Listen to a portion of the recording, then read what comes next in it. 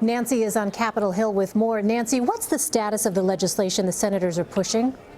Well, they introduced it a while back, Elaine, and it really hasn't gone anywhere. There's a similar bill in the House. It's got a few dozen supporters, but it hasn't gone anywhere either. And partially that's because Republicans control the House and the Senate, and Republicans tend to be pretty cautious when it comes to releasing sensitive information, anything that could compromise national security. And when this material was classified over a decade ago, that was the reason that the Bush administration gave. So, in fact, I spoke today with the chairman's office of the Senate Intelligence Committee, Richard Burr of North Carolina, and they said that he thinks that this is really a matter that's best left up to the administration as it conducts this review of whether the material can be released or not. And Nancy, how are the Saudis responding to all of this?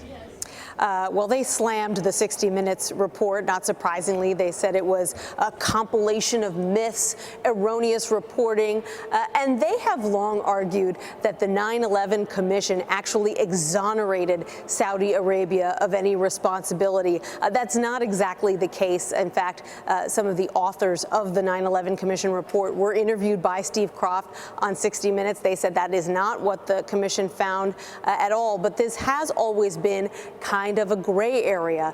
Most of the hijackers came from Saudi Arabia. They obviously had relationships with people in Saudi Arabia.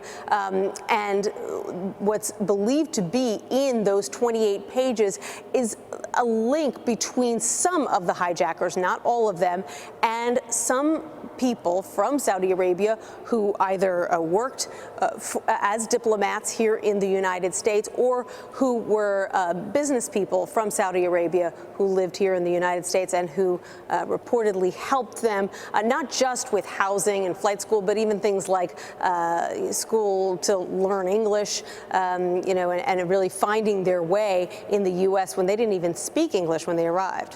What about the Obama administration, Nancy? Has the Obama administration given any reason as to why these 28 pages have been classified for so long?